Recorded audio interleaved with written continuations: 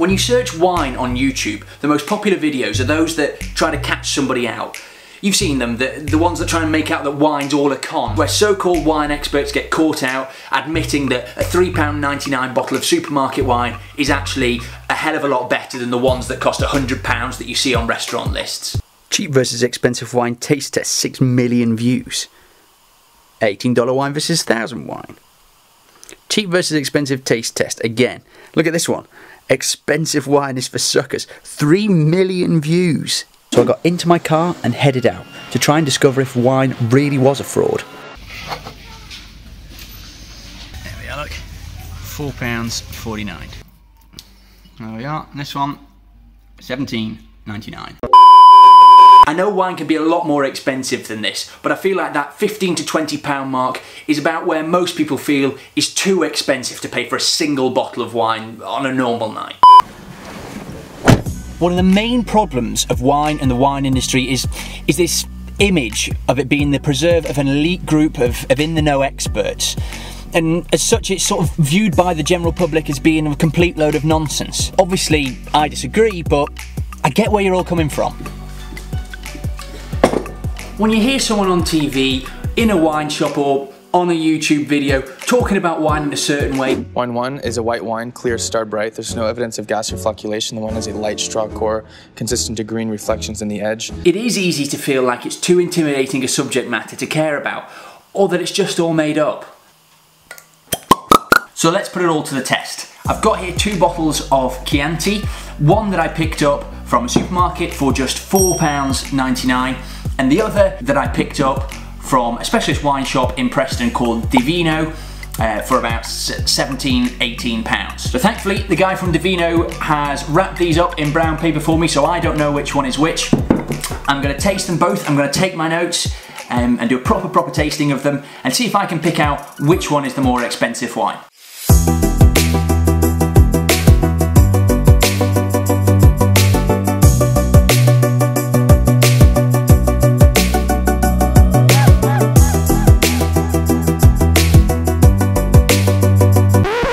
So there you are, I've tasted through both of these now. So wine 1 and wine 2, like I said, I didn't know which one was which, but I've made my notes on here, proper tasting notes with nose, palate, conclusions at the end, and I'll try and guess which one is which. So I started obviously with wine number 1, this one here. It, for me, lacked a little bit of fruit to begin with.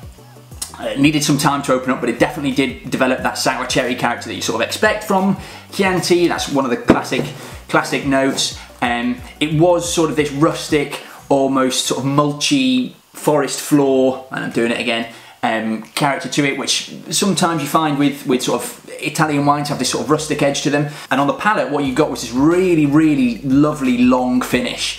That's one of the big indicators of a quality of a wine and sort of how good a wine really is and how well it's been put together is the length that flavour lasts even once you've swallowed it. And this had a really long finish, you know, good 10, 15, 20 seconds of a finish where you could still taste all those flavours even once I'd sort of, well, spat the wine out. Number 2 was interesting. So as soon as I smelt it, you think, wow, that smells like cherryade, really bright fruit, really attractive nose, very sort of soft. And I think to somebody, you pick that up, you'd smell it, you say, wow, that smells a lot better than this one here. This is going to be the better wine. Tastes a lot more fruity, and on the palate it was really fruity, really pleasant, really drinkable. However, that was all it had. It was just fruit, and on the finish, like we just said before, it's a good indicator of how good a wine really is.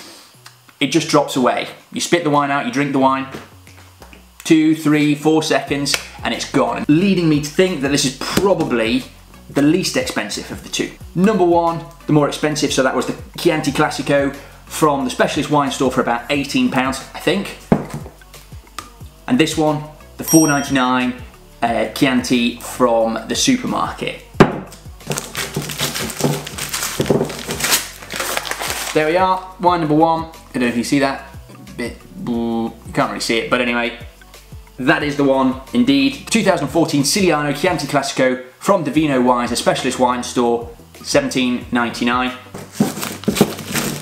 And just for sort of closure, the Chianti we got for $4.99 from the supermarket. Now that's not to say that either of these wines, that this one is necessarily better just because it costs $17.99, but just to say that there is a clear difference there.